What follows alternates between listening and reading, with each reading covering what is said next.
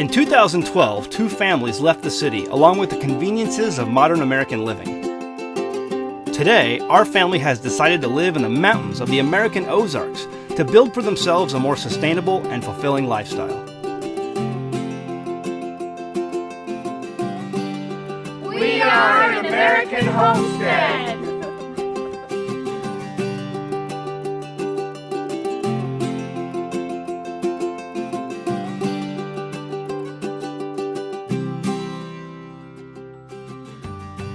This week on An American Homestead, a terrifying event forced us to make some animal changes on the homestead. Find out what happened and see the changes that we've made.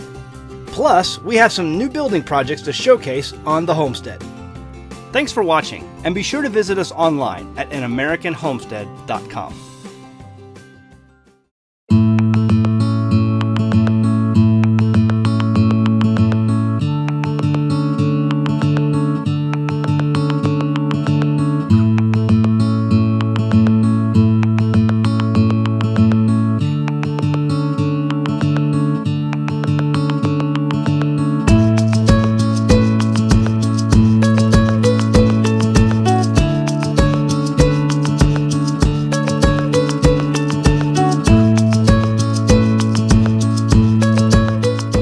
So I'm really excited about my new outdoor kitchen. It's been 2 years of working outside without any shade when I'm doing my canning. And so I'm really excited to actually have a roof this year. I'm going to be able to do all of my canning in the shade. I'm going to be able to keep all of my prep mess out there. I'm going to be able to do all my cleanup as I watch my fire, so that will be awesome. I'm really excited about that. My struggle last year and in previous years was that I had to do my prep work inside, having access to a good counter, doing chopping and all that stuff, and then fill my jars to take outside. And then once I was done with my canning, I had to come back in and clean up. And that made for a really long day. If you're able to watch your pressure canner at the same time you're working to clean up, then that makes the day a lot shorter. Multitasking, right? So I'm really excited about my new outdoor kitchen. My dad's been working really hard to get that ready to go for me by the time canning season comes. What you see behind me will be my new outdoor kitchen. It's just the beginning of it right now, but you can see where I have the concrete pad. The roof will shortly be put on, and so I'm looking forward to having some shade while I'm canning. I'll have a counter in back where I'll be able to do all of my preparation, cutting my veggies, all that kind of stuff. I'll have some basins where I can wash. I'll have some cabinets where I can store all my canning supplies, things like that. So stay tuned, and when it's finished, we'll give you a tour of my new outdoor kitchen.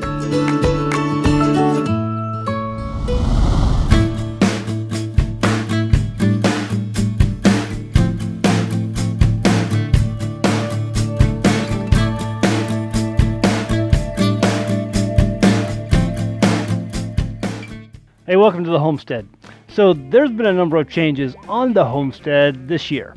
And so this episode is going to explain to you some of those and just kind of walk you through some of the decisions that we have made and why we made those decisions. But the first one is our donkey. We had an experience not too long ago with our donkey that made us make a change. Our donkey was becoming more and more skittish all the time, but we still hung on to her. But there was one day I was out giving water to the chickens, and she just walked up next to me. I didn't think much about it. But then all of a sudden, I just poured water in the bucket, and it must have scared her, or maybe a chicken ran underneath her. I don't know, but she got scared, and she hauled off and kicked me a good one right in the eye. I thought I was going to pass out for a minute. It really kicked me hard. The day that he came in, he had his face looked terrible, and he said, "Oh, get something for my eye." He said, "The donkey kicked me." You know, the whole side of my face turned black and blue, and it was yeah, it's kind of a scary thing. I thought, oh my gosh, my eye's gone. But it was oh goodness, he had a bruise on his face for at least 2 weeks. But then a week or two, it healed up pretty good. My vision was blurry for a couple weeks, but it's fine now. So I recovered, and I'm just fortunate. I'm thankful it was me that got injured rather than one of the kids. We'd have really felt bad about that. So after that incident, we had to make a change with the donkey, and if it had been my way, I would have basically put the donkey down right then and there. However, where we live, there is a law that you cannot bury large livestock, or you cannot get rid of large livestock unless you bury them at a certain depth, and that really requires a backhoe. And so to put the donkey down would have required some sort of a piece of equipment like that. My neighbor has a backhoe, but it was not working at the time, and so there was no other option. That very next day, a neighbor had heard of the incident with Tim, and told us that he would very much like the donkey. He has 600 acres where it would never encounter another human being again, and it would be able to guard livestock, which is what she was bred for and raised to do to begin with. And so that's why we got her, was to protect our livestock, and she did a fabulous job at protecting our livestock. Since she has gone over to that farmer who is in the area here on that 600 acres, she has killed a number of coyotes who were trying to attack the new birthing calves for their cattle herd. And so the owners are very, very pleased with Tilly, and very excited to have her. And she is not, she's very far away from human interaction, except for the owners there, who tend to the herd every once in a while. But she's basically out in that 600 acres. She has it all to herself with the cattle, and so the owners don't have to worry about her interacting with humans and hurting someone else, and they are very aware of her past. But anyway, it's sad that it came to that, and we'll very much miss her. But we have something else to share with you.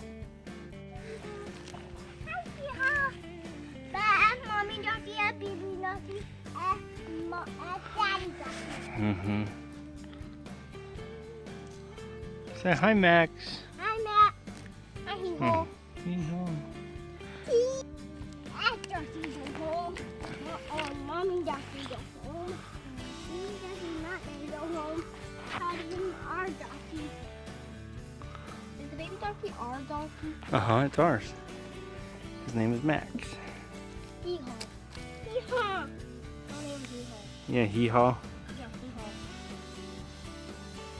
So one of our neighbors has some miniature donkeys, and one was pregnant, and her plan was that if it was a female new donkey, that she was going to sell it. She had some buyers lined up to sell that, but if it was a male, she would give it to us. And so it ended up being a male that was born, and we named him Max, although the kids are calling him Hee-Haw instead of Max. But Joanne named it Max, and the kids call it Hee-Haw. And so we had this new miniature donkey that is a part of our homestead. And just like Tilly, to a lesser extent, she can, be a protector of the homestead and, notify us of things that are going on around here that may not be quite right. Donkeys have a very good knack of killing snakes, when they find them. With Tilly, we used to find dead snakes all the time because she would stomp them into the dirt and into the ground. And then also just letting you know when things are not right or something's different on the homestead. Donkeys have a really good way of doing that.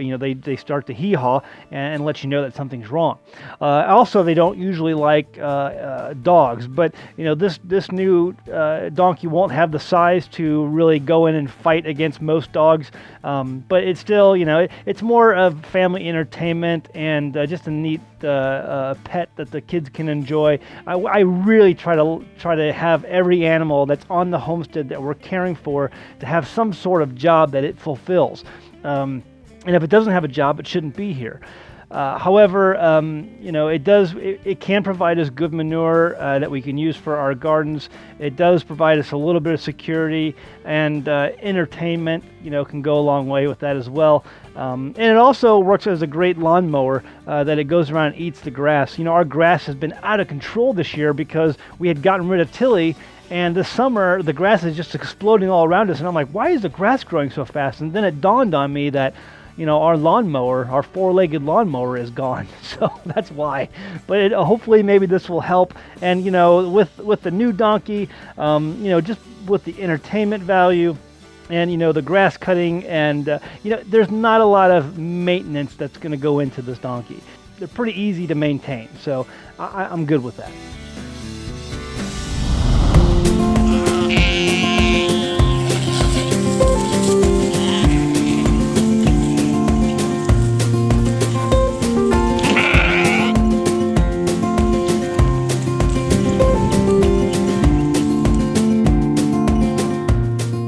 Well, this last winter we had another big decision we came to making, our sheep. Zach and I have kind of disagreed over the past year about keeping the sheep, but it became more and more evident they were just harder and harder to take care of, and they kept dying. We never really were able to get enough lamb from them to make worthwhile feeding the sheep, so we just came to the decision that, let's cut our losses and let's sell them off and get what we can from them. It was so frustrating. We were trying all sorts of natural methods to raise our sheep, and for a while they were doing very well, but it just seemed like the more we tried, there was just more and more parasite issues with barber pole worms and other things, other parasites and other issues, and I just really became frustrated with the whole thing. And Tim was trying to tell me all along, this isn't working. We're in the hole, and we're getting deeper in the hole with the investment of the sheep. And so, what do we do? And I think we lost one of our sheep, one of our mother ewes. We lost, and I tried so hard to keep her alive over the course of a number of weeks by trying all kinds of natural methods: diatomaceous earth, apple cider vinegar, different types of nutrients to up her red blood cell count, all these things. And I ended up losing her, and I was so frustrated. And I went to town, and I was talking to an old timer who's been around the block a long time, and he said, "Zach, listen, you're going about this all wrong. There's people who try to come into the Ozarks, and they try to raise sheep, and they try to raise goats, and for the most part, most of these people have lots of problems with trying to use natural methods to keep their herds healthy. You can give all kinds of medicines, chemical medicines, things like that to keep your herd healthy, and you can do that battle with that. But I was always interested in trying natural methods. And he told me, Zach, you can't do this. These things are not really meant to grow well here. If you go up north in Minnesota, there's lots of people who raise sheep up there, and they do it very successfully. If you go out west into the drier areas of the west, there are people out there who raise sheep and do it very successfully. Goats too. But here in the Ozarks, the humidity is so high that there's so many parasites and things in the ground that trying to use natural methods to keep your herd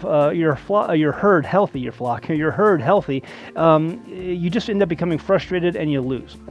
Or it just becomes an ongoing battle that you get stressed out over. He says, Zach, there's a reason why this has always and will always be known as cattle country. The animal that grows very well here, the types of animals that grow very well here are cattle. And so, and birds do too. Chickens, turkeys, things like that do well here too. But he says if you want to grow something on your land, look at cattle. You're going to have a much more better success rate. And so I succumbed to the whole reality of getting rid of the sheep because I didn't want to keep going down the road of applying chemical medicines to the herd and trying to expand that way. And so I decided to just let it go. Now, I think there are some breeds of sheep and breeds of goats that do okay here. And those are more heritage breeds. The Jericho sheep, Jericho sheep do really well here. Some of the Katahdins do okay here. The St. Croix, I believe, do very good here. And there's other goat breeds and sheep breeds that do good here. But they're more heritage breeds, whereas we picked it was the Shropshire breed, and just if I can go down this road, they have been bred so they don't have horns, and so the genetics of that sheep breed have been changed so they don't have horns. Well, when you start to mix and match all these different breeds and you breed out certain characteristics of these animals, like the horns, for instance, what other natural characteristics are you breeding out of that animal? Perhaps you're breeding out of that animal its ability to naturally resist parasites that are in the ground, in the soil, and in the feeds breeds and things like that. And so the Shropshire, Hampshire type breeds are some of the worst breeds to raise here in the Ozarks, unless you're going to, unless you know up front that you're going to be using a high doses of chemical medicinals, and veterinary approved medicinals to keep them healthy. And I just didn't want to go down that road. Well, after we got rid of the sheep, then we started looking, well, we need a second alternative to provide another meat source. So we started looking at turkeys. And so we got a couple breeding pair of blue slate turkeys this winter and got them in our turkey coop, and we've been raising those as an alternative meat source.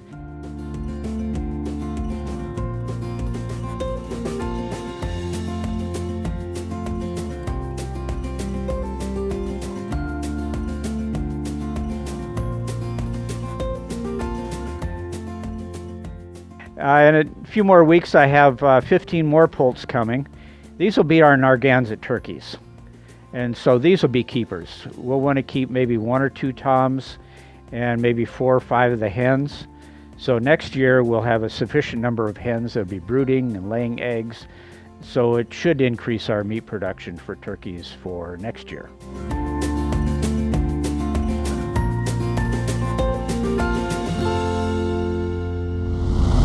Well, I wanted to take you on a tour of our turkey coop that we built this winter.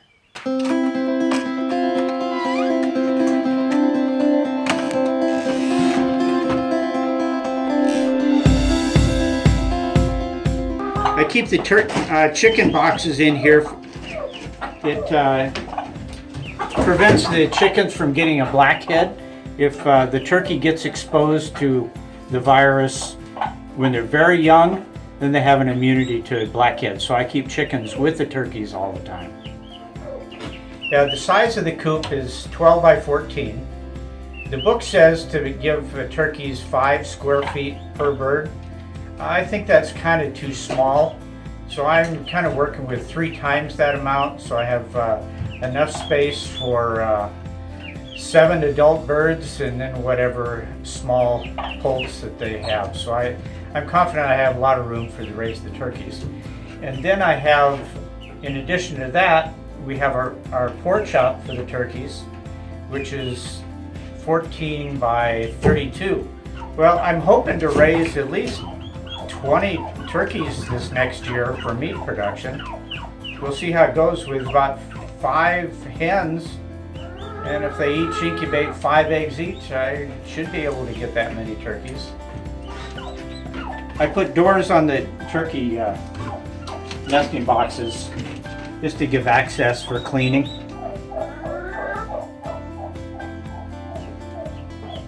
Because the size of the coop is so big, we're catching a lot of water.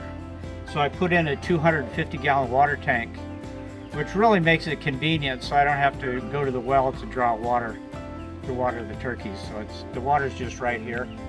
It gives us an additional 250 gallons of storage.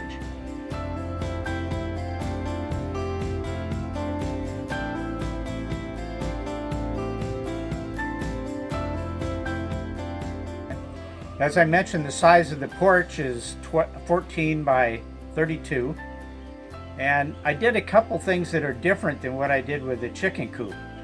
I raised the height of the baseboards here to allow water to run in, and then they're higher on the other side to give good water flow. In the chicken coop, I set them too low, and so the water kind of, when you get a really heavy rain, the water tends to collect inside and makes it pretty muddy for the chickens. But on this one, I wanted the water to run through. I also took the porch, the awning here of the porch, I ran it away from the chicken coop, from the turkey coop. On the chicken, I ran it down so the water drains off the roof into the chicken run. And I've had to put a gutter on it to make the water run off better. But this seems to be a better design than what I did on the chicken coop. So another feature, I built an awning at the far end of the run so the turkeys can sleep out here at night. I've read that turkeys like to sleep outside, but These turkeys that we have now they spend 90% of their time inside the house, so go figure. I don't know. Because we have so many raccoons and other predators that like to dig in and under the fence, I made a barrier to keep the predators out. And what I did is I took sheet metal, I'll move a couple rocks, so I put sheet metal here on the bottom. It comes out, what's that, almost 14 inches.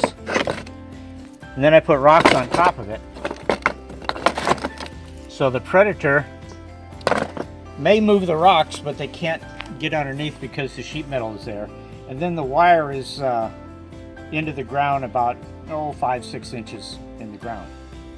Around the 1st of July, we're going to get 15 of our Narragansett turkeys, and then we'll be ready to go to start building our flock and start hatching some new poults come next spring.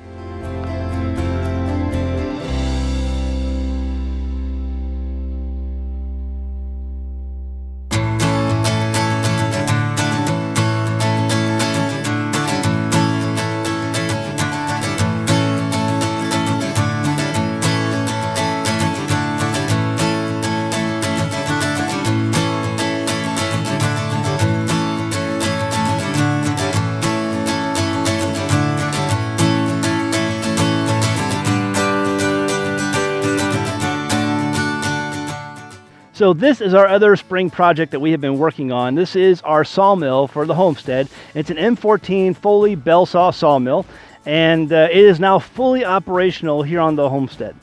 We purchased this a few months ago, and we're able to get it set up. It is working, and we're doing our best to use it to get the best productivity from it. We've gleaned a lot of information from people in our area who have been operating sawmills and learning as much as we can from them. And that's what I say in all my videos, folks. If you want to learn something, find someone who does what you're trying to learn and does it well, and then apprentice yourself underneath them to learn as much as you possibly can from them. So that's what we've done. That's what we've done here. We're going to be using the sawmill to harvest a lot of woods and lumbers from our homestead. We have a lot of beautiful cedar. We have white oak, red oak. We have cherry woods on the property, some very nice cherry trees. And we're going to be using these and partnering with a very good furniture manufacturer who has his own shop and produces amazingly quality furniture products and other woodworking products, and offer them under the American Homestead brand on our website to viewers like you. And so people come to us and ask, hey, what can I do for an additional income stream for my homestead? Or how can I transition out of my job to a homestead and still be able to earn a living for my family? Well, this is one of the ways we're doing that. Being able to, set up something like this, be able to provide our own lumber instead of buying it at the store, and then also using the materials that we produce here to turn around and sell for an income. And so this is one of the ways we found to do that. And there are additional ways you might find to do that, in your homestead. It's going to be different for every person, but this is one of the ways we have found to do that. So we're going to come up with a lot of different videos that are specific for this sawmill, show you how it works in detail, and show you some of the things that we're making with it along the way of the season, and other additional episodes for the channel. So be sure to stay tuned for those.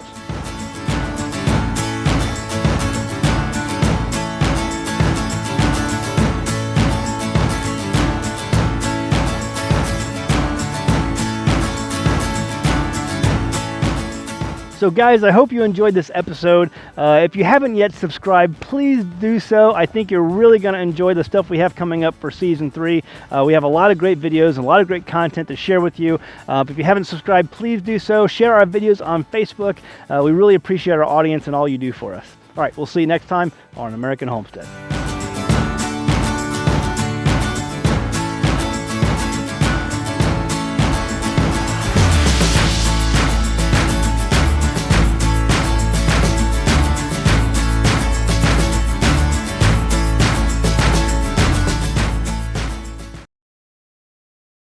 Share them with your friends and family. We really like the content.